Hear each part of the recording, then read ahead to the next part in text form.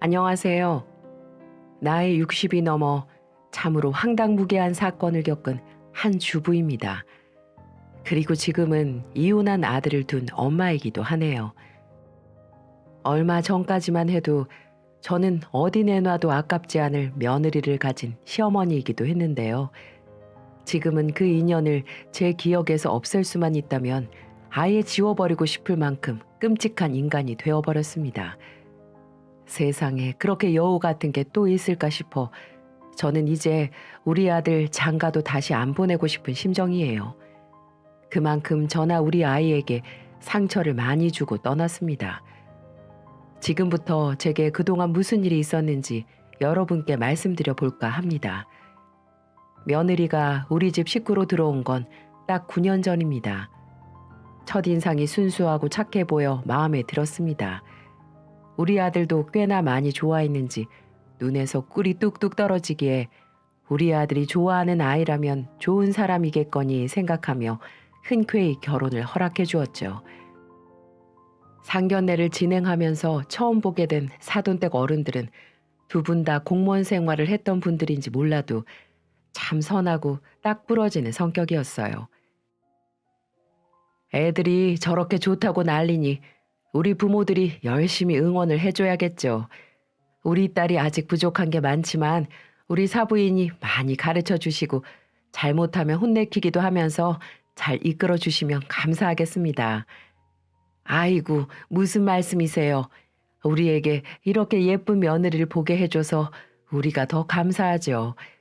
요즘 시대에는 부모들이 이래라 저래라 하는 시대는 지난 것 같더라고요. 아마 우리가 나서지 않아도 애들은 잘 살 겁니다.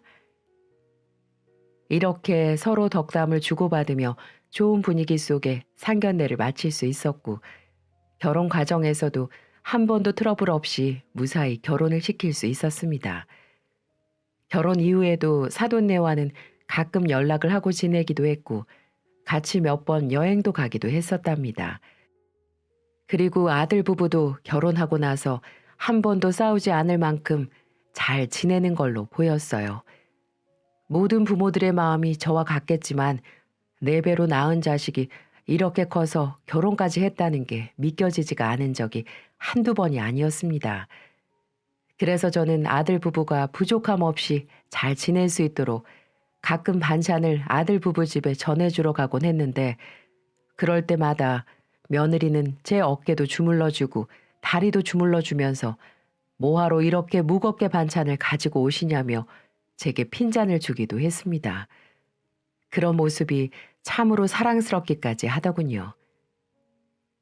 어머님, 여기까지 또 버스 타고 오신 거예요? 이 무거운 반찬을 들고요? 아유, 제가 일주일 전에도 힘드시다고 이렇게 발걸음하지 마시고 저 써먹으라고 말씀드렸잖아요. 이렇게 힘센 며느리가 있는데 왜 어머니가 사서 고생하세요? 앞으로는 꼭 언제든지 저를 시키세요. 아시겠죠? 아니다. 너네들 바쁜 거 뻔히 아는데 뭘 그런 고생을 하니? 나는 할 일이 없는 사람이라 이렇게 너네들한테 반찬을 갖다 준다는 핑계로 자식들 얼굴 한번 보는 게 내 유일한 낙이야. 그건 그렇고 어째 내가 저번에 갖다 준 반찬은 다 먹었니? 입맛에 맞았어? 그럼요. 일주일 전에 갖다 주신 거 전부 다 먹었어요. 역시 우리 어머니 음식 솜씨는 못 따라온다니까. 우리 어머니 최고예요. 최고. 그때 당시 며느리는 임신 중이었기 때문에 제가 옆에서 할 수 있는 건 해주고 싶었습니다. 저도 제 인생 처음으로 첫 손주를 볼 수 있다는 기대감에 제가 더 좋아했던 것 같아요.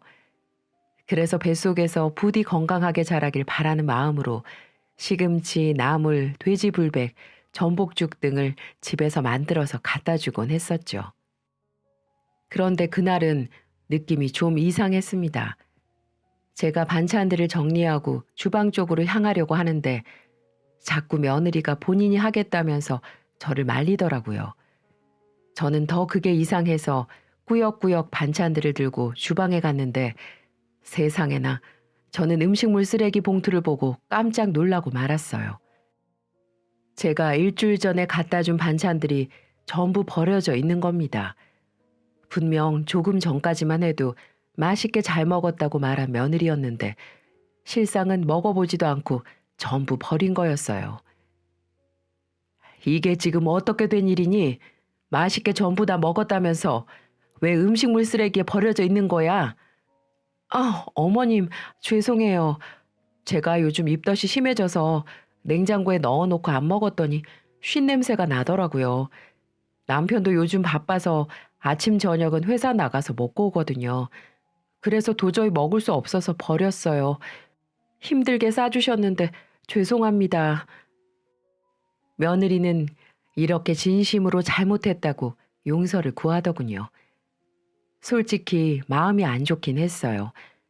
이 반찬들을 만들 때 우리 며느리가 맛있게 잘 먹을 거라 상상을 하고 만들었는데 쓰레기통에 버려져 있다니. 하지만 음식이 냄새나서 못 먹었다고 하는데 더 이상 뭐라고 할 수도 없는 노릇이었습니다. 그래, 알았다. 음식 잘못 먹으면 배탈 날 수 있으니 조심해야지. 그럼 오늘 싸운 거라도 같이 먹자꾸나. 나도 밥을 안 먹어서 배고프네. 어머니, 저 조금 전에 밥을 먹어서 배가 고프지 않는데 어머님이라도 드세요. 제가 차려드릴게요.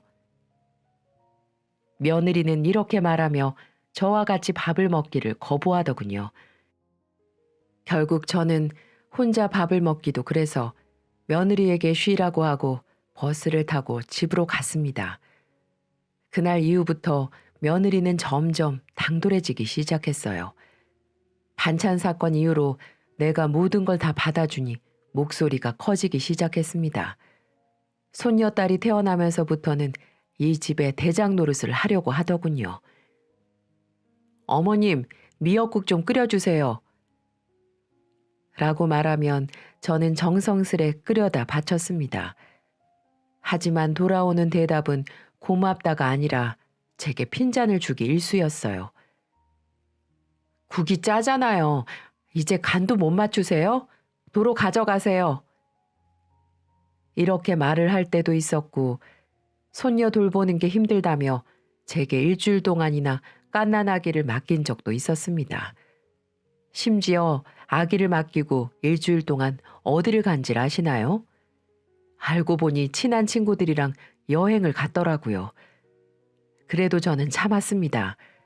육아 스트레스가 나중에 심해지면 우울증도 올 수 있기에 한 번쯤은 친구들하고 바람을 쐬는 것도 나쁘지 않다고 최대한 긍정적으로 생각을 하려고 했죠. 하지만 며느리는 점점 도가 지나치기 시작했습니다. 어느 날 아들이 연락이 왔더라고요. 술을 왕창 먹었는지 인사불성이 돼서 제게 전화가 왔더군요. 엄마, 요즘 아내가 점점 이상해져.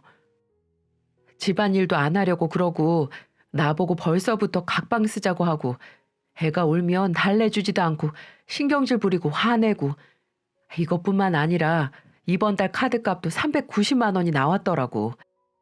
카드 내역을 안 보여주니 어디에 쓴지는 모르겠지만 나 너무 힘들다.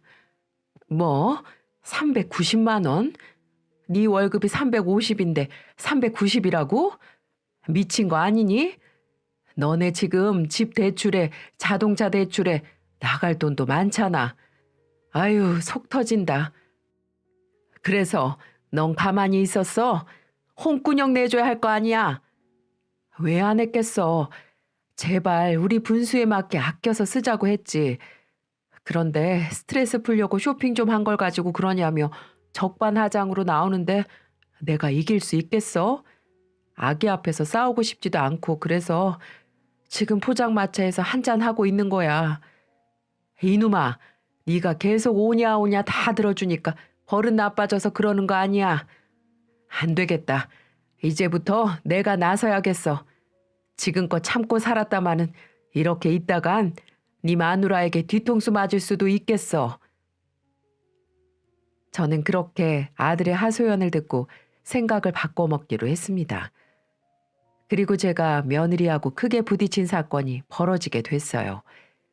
그날은 설 명절이었는데 인연이 내가 전을 부치고 잡채하고 이것저것 주방에서 음식을 만들고 있는데 손 하나 까딱 안 하는 겁니다. 그래서 참다 못해 말을 했죠. 예, 네 시엠이 주방에서 혼자 음식 만드느라 고생하는 거 안 보이니?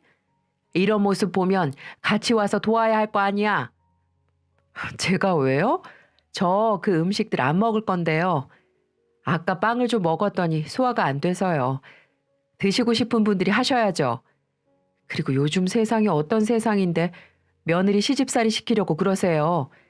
이렇게 명절에 와준 것도 감사하게 생각하셔야지. 뭐? 너 말 다 했어? 여기에 너만 있어? 네 시애비랑 네 남편은 안 보여? 개념이 있으면 와서 도운 척이라도 해야지. 지금 거실에서 누워서 뭐 하는 행동이야? 어서 와서 도우지 못해? 싫은데요. 왜 싫다는데 자꾸 강요를 하시는데요. 한 번만 더 그렇게 강요하시면 저 명절이고 뭐고 집으로 가버릴 거니까 그렇게 아세요. 저는 며느리에게 이 소리를 듣고 그 자리에서 뒤통수를 잡고야 말았습니다. 도저히 제 상식에서 벗어난 말과 행동을 하는 모습을 보며 저는 결국 폭발하고 말았습니다. 인연이 오냐 지금껏 대해줬더니 시엠이 무서운 거 모르고 협박을 해? 너 오늘 잘 걸렸다. 저는 이렇게 말하고 만들고 있던 잡채를 며느리 면상에 비벼줘 버렸습니다. 어때? 맛있지? 먹을만 하지? 다시 말하지만 너는 이 집안의 며느리고 그 도리를 다하면 되는 거야. 이거 언제까지 이렇게 막장으로 나올지는 모르겠다만 나는 이제 그때마다 네 버릇을 고쳐주려고 한다.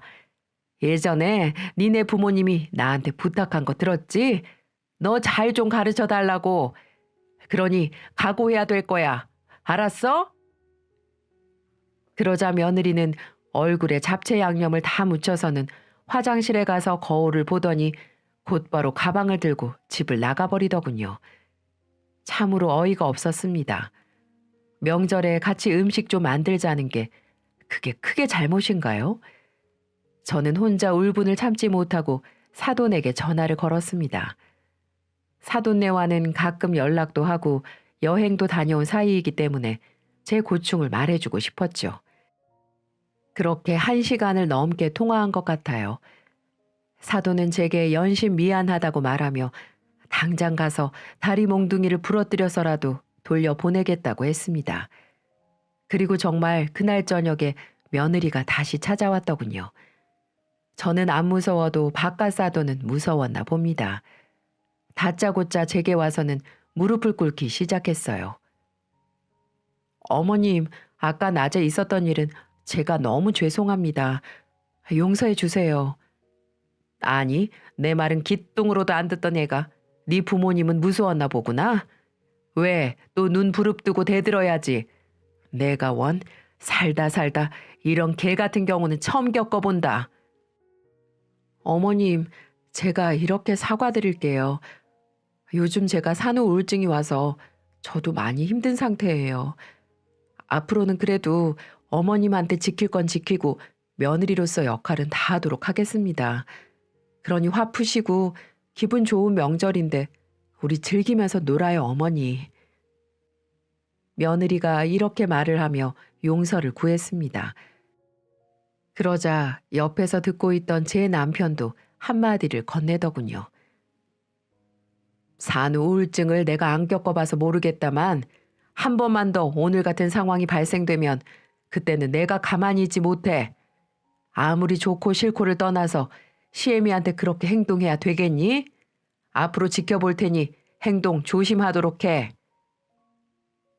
군인 출신인 남편은 딱 하고 싶은 말만 하면서 안방으로 들어갔습니다. 며느리는 네, 알겠습니다. 아버님, 어머님 그러더니 곧장 앞치마를 두르더니 주방에서 음식을 하기 시작하더군요. 얼마나 배겨시 같던지. 아무튼 그날은 어찌어찌 넘어갔습니다. 그 이후에 며느리는 조금씩 변하기 시작했어요. 가끔 안부 전화도 하고 손녀딸도 잘 키우는 것 같았고요. 그래서 그나마 다행이라고 생각을 하고 세월을 보냈습니다. 그렇게 8년이라는 시간이 흘렀어요. 정말 8년 동안은 아무 일도 없었습니다. 하지만 8년이 지난 시점부터 며느리의 행동이 다시 이상해지기 시작했습니다. 그날은 제 생일이었습니다. 그래서 아들네 부부와 오랜만에 식사를 가지기로 한 날이었죠. 그런데 약속 시간이 지났는데도 아들네 부부는 올 생각을 안 하는 겁니다. 남편은 기다리다 못해서 전화까지 하며 "왜 이렇게 안 오냐? 어디야?" 라고 하며 아이들을 기다렸는데 아들에게서 들려오는 소리는 "아빠, 죄송해요. 이 사람이 좀 머리가 아프다고 해서 늦게 나왔어요. 거의 다 왔으니까 조금만 더 기다려 주세요." 라는 말이었어요. 도대체 며느리의 상태가 어떻길래 시부모님과의 약속도 늦는 걸까 싶었지만 그것도 저는 이해해 주었습니다. 그런데 며느리는 제게 "생일 축하드려요" 라던지 "늦어서 죄송합니다" 라는 말도 없이 뻔뻔하게 그 자리에서 오자마자 지 친구랑 통화를 하더군요. 그걸 보다 못한 남편이 "지금 뭐 하는 거야? 여기 어른들 기다리고 있는 거 안 보여? 당장 전화 끊지 못해?" 라고 호통을 치는 바람에 며느리는 그제서야 입을 삐죽이며 전화를 끊었어요. 황당한 며느리의 태도를 보면서 요즘 계속 저러냐는 의미로 아들을 쳐다봤습니다. 그랬더니 아들의 표정에서 딱 이게 읽히더라고요. 그냥 저게 일상이야 라는 의미 말이죠. 저는 일단 남편이 혼을 내놨으니 조금 더 지켜보기로 했어요. 하지만 며느리의 상태는 생각보다 훨씬 더 가관이었습니다. 한 차례 남편이 호통을 친 후 살짝은 무거운 분위기 속에서 밥을 먹게 되었어요. 우리 예쁜 손녀만이 할머니인 저에게 "할머니, 고기 맛있어, 고기" 라고 이야기를 하며 분위기를 풀어주고 있었죠. 손녀의 애교 덕분에 조금씩 풀어지려고 하는 분위기 속에서 우리 며느리의 한마디로 인해서 또 한 번의 얼음이 끼얹어진 듯한 상황이 발생해 버리고 말았습니다. "당신 밥 좀 똑바로 먹을 수 없어? 진짜 개걸스럽게도 먹네. 내가 당신 밥 그딴 식으로 먹는 거 역겹다고 했잖아. 진짜 토 나온다고." 며느리는 제 시부모가 있다는 것도 잊은 건지 아니면 알면서도 개의치 않아 한 건지 아들에게 막말을 쏟아내더군요. 아들은 그런 말들이 익숙한지 "알았어, 조심해서 먹을게" 라고 하며 소리 안 나게 먹으려고 무지 애를 쓰는 겁니다. 제 눈앞에서 벌어지는 상황을 보고 있자니 그동안 우리 아들이 이 모진 말들을 들으며 얼마나 마음 졸이고 속상했을까 싶어 제가 다 열이 받더라고요. 게다가 지 자식도 보고 있는 앞에서 아빠를 깎아내리는 말을 서슴없이 하니 저는 더 화가 났어요. 그래서 이번에는 남편이 아닌 제가 호통을 쳐뜨렸죠. "얘, 며느라, 너 지금 애도 있는 앞에서 애 아빠한테 말을 왜 그렇게 하는 거야? 너 평소에도 이런 식으로 말하는 거니? 어른 앞에서도 이렇게 얘기하는데 우리 없으면 더 심할 거 아니야. 요즘 무슨 일 있는 거냐? 밖에서 무슨 속상한 일이라도 있었어? 그래서 지금 네 남편한테 한풀이 하는 거야?"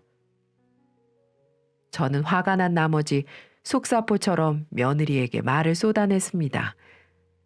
근데 며느리의 대답에 저는 다시 한번 거의 뒷목을 잡고 쓰러질 뻔했어요. "어머니, 어머니도 좀 보세요. 이 사람 밥 먹는 거 얼마나 꼴보기 싫은지.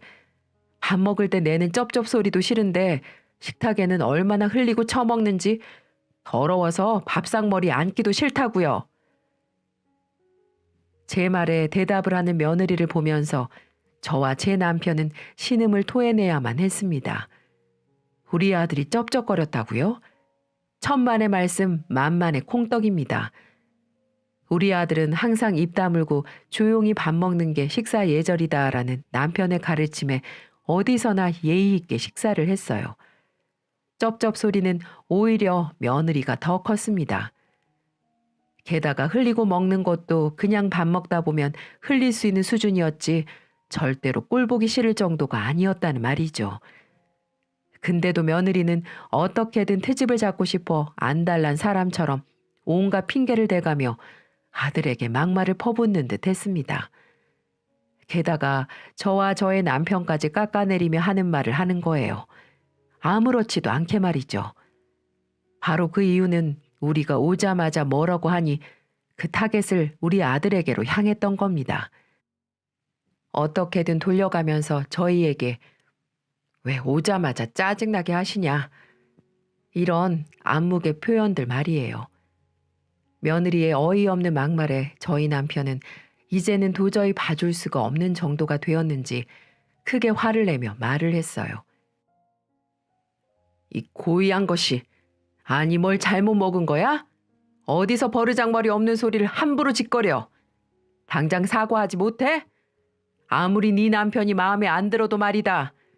네 자식 앞에서랑 부모 앞에서 할 말이 있고 못할 말이 있는 거지. 어디서 못 배워먹은 인간처럼 말을 곧다구로 해? 내가 아는 사도는 자네를 그렇게 가르치지 않은 것 같은데 밖에서 뭐 잘못 먹고 온 거야? 제 시아버지의 말에 며느리는 혼이 나고도 오히려 본인이 억울한 듯 눈물까지 글썽거렸습니다. 저는 그걸 보고는 며느리가 안쓰러운 게 아니라 더 기가 차더라고요. 한참을 아무 말도 없이 분한 눈물만 쏟던 며느리는 이내 아들과 제 손녀를 냅두고는 그 자리에서 뛰쳐나가 버렸습니다. 며느리의 돌발 행동에 저희 모두가 뻥찌게 되었고 결국 저의 남편은 더 크게 화가 나 그 자리에서 도대체 집안 꼴이 어떻게 돌아가는지 모르겠다며 한 소리를 내뱉고는 방으로 들어가 버렸고 아들은 저와 제 남편을 한참 달랜 뒤에 손녀와 함께 지 아내를 찾으러 나갔습니다.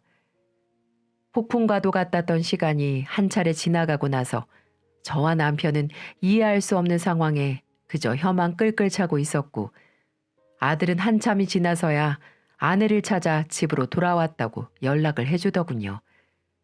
근데 거기에서 끝이 아니더군요. 그 뒤로 이번에도 또 아들에게서 연락이 왔습니다. 이번에도 참으로 통탄할 만한 일이었는데 아들은 저에게 아주 어려운 이야기를 하듯 전화를 걸어 말을 했습니다. 저는 그 이야기를 한번 듣고 나서 이번에도 화가 나 며느리에게 싸지르고 싶었죠. 아들이 저에게 전한 말은 바로 반찬 좀 만들어서 집으로 보내달라는 거였습니다.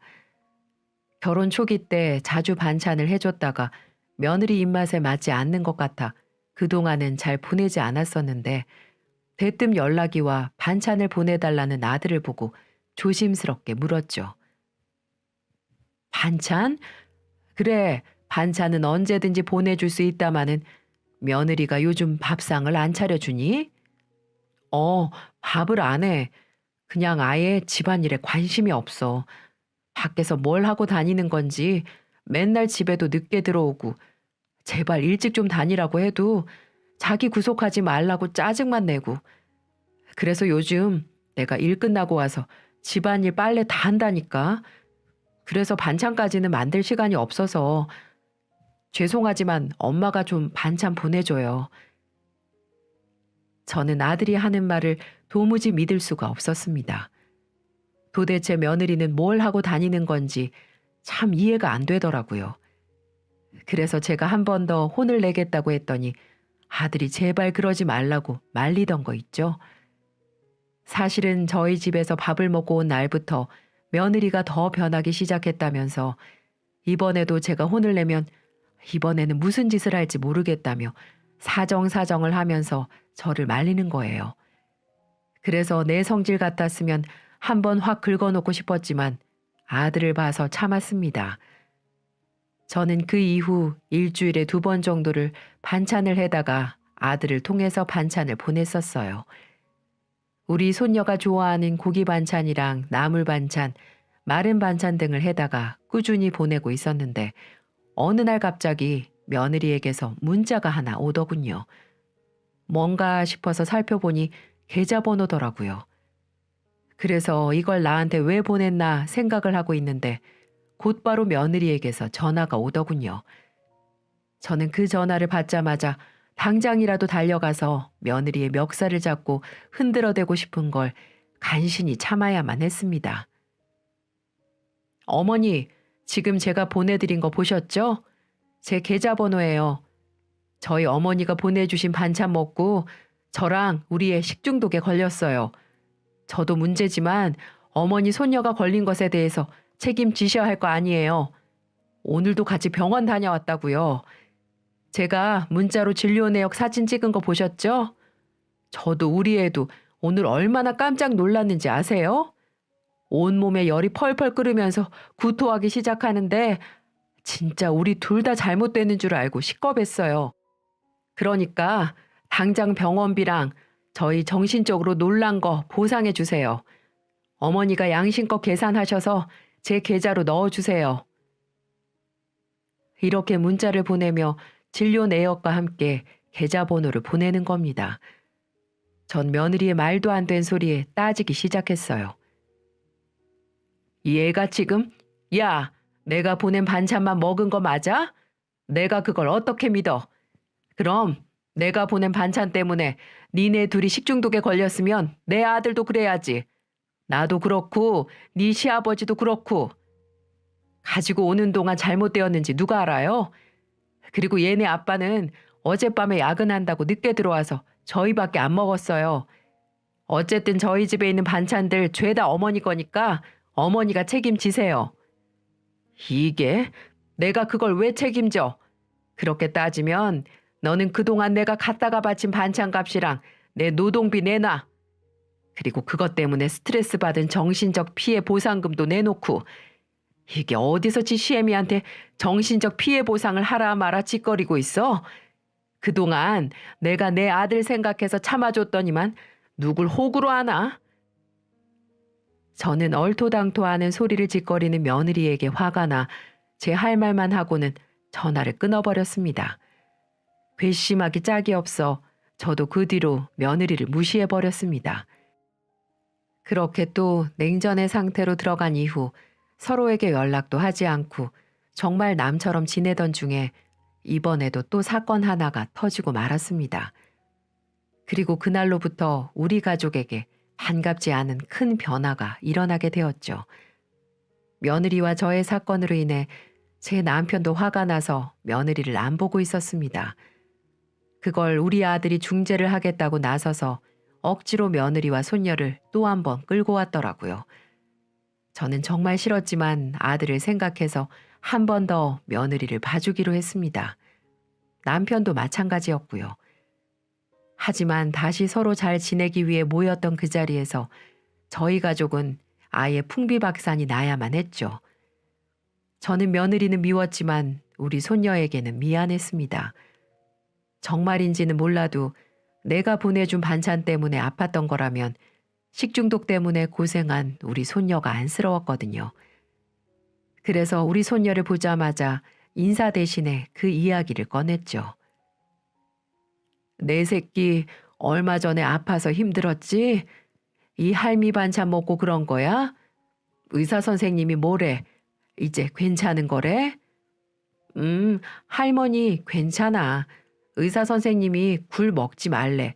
굴 먹으면 또 아파진대. 굴? 그날 굴을 먹었어? 굴을 먹고 아팠던 거야? 엄마랑 엄마 친구랑 같이 굴 먹었어. 저희는 아무것도 모른 채로 순수하게 이야기를 하는 우리 손녀의 이야기를 들으며 경악을 금치 못했습니다. 손녀 얘기를 차근차근 들어보니 이번에 식중독 사건은 제가 보낸 반찬 때문에 식중독에 걸렸던 게 아니라 밖에서 먹은 굴 때문에 걸렸던 거였어요.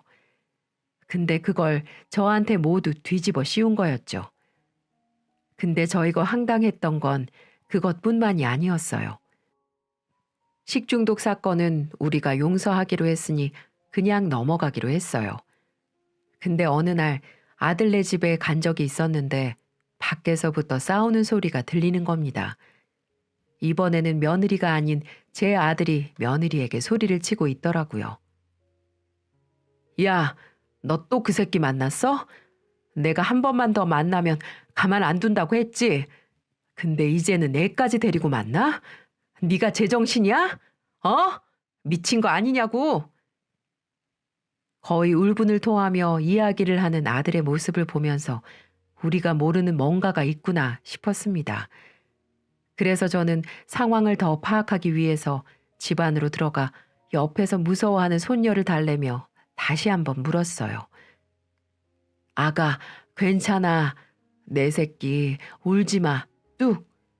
왜 그래? 우리 아가 엄마 친구랑 만났어? 만나서 뭐 했어? 엄마가 뭐라 그러면서 만났어? 엄마가 이제 아빠랑 안 살고 엄마 친구랑 같이 살 거라고 그랬어.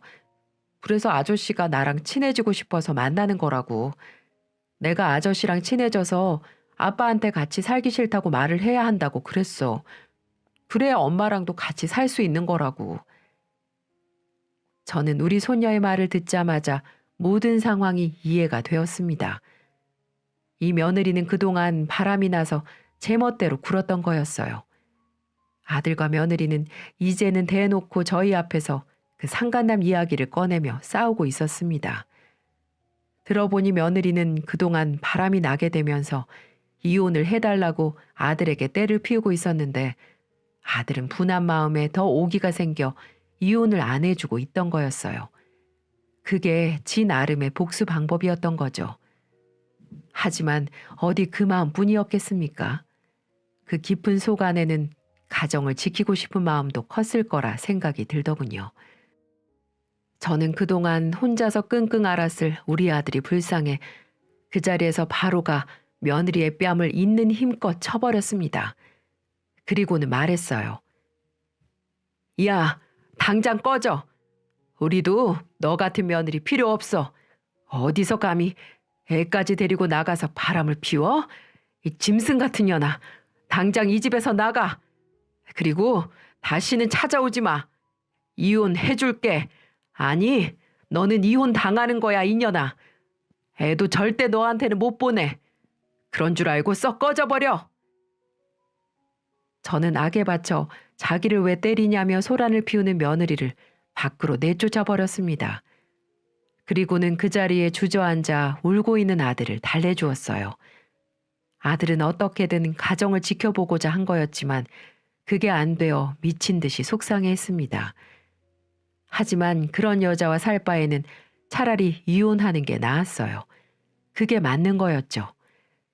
그래서 그날로부터 저희는 아들 부부의 이혼을 진행했습니다. 저희는 사돈 쪽에도 며느리의 만행에 대해서 전부 다 이야기를 했어요. 며느리는 그동안 지네 친정에는 입을 싹 닫고 있었는지 사돈 쪽에서는 아무것도 모르고 있더라고요.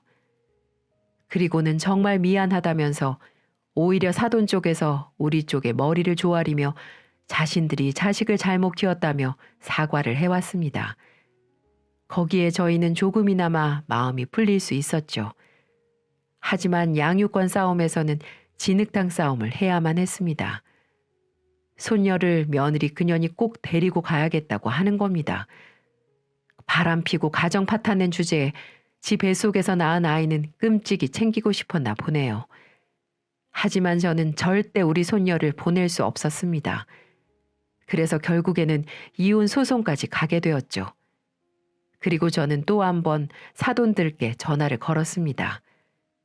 그리고 만나 뵙기를 청했고 어느 카페에서 만나 며느리의 모든 만행들을 폭로하기 시작했어요.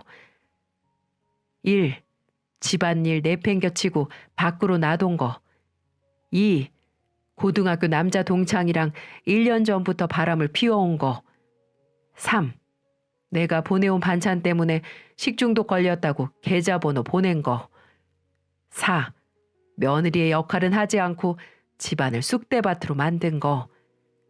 이런 모든 것들을 폭로해 버렸습니다. 사돈들은 제 얘기를 듣고 나더니 연신 고개를 조아리셨어요. 우리 딸이 이 정도로 망가진 줄 몰랐다면서 이게 다 딸을 잘못 키운 당신들의 잘못이라면서 원하는 걸 요구하시더군요. 사부인, 미안합니다. 다 우리 죄입니다. 저희도 이 정도로 딸이 망가질 줄 몰랐어요. 제가 사부인 입장이었다면 이렇게 당하고는 살지 않았을 겁니다. 말씀해 보세요. 제가 어떻게 해드리면 될까요? 어떻게 저런 부모님 밑에서 며느리 같은 딸이 있을 수가 있는지 눈물을 글썽이며 제게 말하는 사돈들을 보며 아, 저게 다 부모 마음이구나 라는 생각을 했어요. 저는 먼저 양육권은 무조건 가져와야겠다고 말을 했고 재산 분할도 포기하라고 말했습니다. 며느리는 결혼 후 단 한 번도 직장에 다녀본 적도 없었고 살던 집도 저희가 마련해준 집이었거든요. 그리고 미안하지만 정정당당하게 위자료를 청구한다고 말을 했어요. 그렇게 말을 하자 그건 당연한 말씀이라며 나를 설득해서 그렇게 해주겠다고 말을 하더군요. 그리고 2주일 뒤 사돈들과 며느리가 저희를 찾아왔습니다. 저는 며느리의 모습을 보고 깜짝 놀라고 말았어요. 세상에나 길었던 머리가 남자들 스포츠 머리로 짧게 잘린 모습이 아니겠어요? 그리고 손등이라든지 눈 쪽에 피멍이 들어있었고 상태가 많이 안 좋아 보였습니다. 그리고 며느리가 왜 저렇게 됐는지 조금 뒤 알 수가 있었죠. 알고 보니 얼굴과 손등에 피멍이 든 건 상간남 마누라한테 혼쭐이 난 걸로 보였습니다. 며느리는 상간남에게 찾아갔었나 봐요. 본인은 이혼하기로 했으니 빨리 상간남에게도 이혼하라고 말이죠. 그 과정에서 상간남이 확실히 말을 하지 않자 마음이 급했는지 그때부터 상간남을 졸졸 따라다녔나 봅니다. 그때 상간남 마누라에게 모든 것을 들켜버리고 만 거였죠. 그래서 동네 한복판에서 개처럼 맞았다고 했습니다. 그리고 소송까지 당했다고 하더군요. 그 모습을 본 사도는 열이 받아서 다시는 밖에 못 나가게 머리를 가위로 싹둑 다 잘라버렸던 겁니다. 한순간에 상간남과 헤어지고 상간남 마누라에게 소송당하고 자기 부모님한테도 혼쭐이 난 거였어요. 그 모습을 보고 얼마나 속이 시원하던지 저는 제발 이혼만 간절히 바랬었는데 알아서 척척 당해주니 얼마나 기분이 좋았겠습니까. 결국 저희는 손 한 번 쓰지 않고도 며느리의 복수를 하게 된 셈이었어요. 그리고 사돈들이 며느리를 저희에게 데리고 온 이유는 진심으로 사과를 하고 싶어서라고 했습니다. 누가 뭐래도 당신 딸이 가정을 파탄냈으니 이혼하더라도 직접 사과를 해야 된다고 생각을 했다고 하더군요. 며느리는 결국 우리에게 사과를 했고 양육권과 재산 분할을 포기하겠다고 했습니다. 그리고 바깥 사돈은 위자료 명목으로 2천만 원을 주었어요. 그러면서 위자료 소송만은 손녀도 있으니 하지 말라고 부탁을 하더군요. 그래서 저는 그 돈을 받고 그렇게 하겠다고 했습니다. 아마 사돈들은 이혼 소송 과정에서 막장까지 가기를 원치 않았었나 봅니다. 그렇게 우리는 다시 합의 이혼을 하게 됐습니다. 그리고 아들은 상간남에게 위자료 소송을 따로 걸어 받아낼 수 있었고 그렇게 모든 게 끝이 났습니다. 저희 아들은 이혼이 모두 처리된 뒤에 초반에는 많이 힘들어했지만 지금은 오히려 후련하다면서 아주 잘 지내고 있어요. 전보다 표정도 많이 편안해졌고요. 애들이 살던 아파트는 아들이 그대로 가지고 오게 되었는데 그 집은 팔았습니다. 어떻게 거길 들어가 살겠어요? 아들과 손녀는 저희 집으로 들어와서 지내고 있고 앞으로도 당분간은 계속 같이 살 것 같아요. 애도 아직 어려서 아들이 일 나가 있는 동안에는 제가 봐줘야 하거든요. 우리 손녀도 엄마 없는 생활에 조금씩 적응하고 있어요. 처음에는 엄마를 찾았는데 며느리가 손녀를 보러 오지 않으니 어쩔 도리가 있나요? 그래도 양심은 있는 건지 양육비는 꼬박꼬박 보내주고 있네요. 아마 이 돈도 며느리가 아닌 사돈들이 보내주는 건 아닌지 의심이 되지만은요. 삶이 있는 한 희망은 있다고 하죠. 저는 우리 아들이나 손녀 그리고 저희 가족에게 아픔이 오긴 했지만 그래도 이렇게 아픔이 크게 왔으니 앞으로는 좋은 날이 올 거라는 희망을 가져보려고 합니다. 여러분에게도 현재는 아프고 힘들지라도 우리 삶이 마냥 힘들지만은 않을 것이기에 희망을 가지셨으면 하는 마음이에요. 그리고 저의 이야기를 들으며 같은 아픔이 있으신 분들은 함께 우리 이겨나갔으면 좋겠습니다. 해가 졌으니 또 뜰 날이 오겠지요. 저희 가족도 응원해 주시고 저도 여러분에게 응원을 보냅니다. 힘내자고요, 우리. 지금까지 긴 사연 함께 들어주셔서 감사합니다.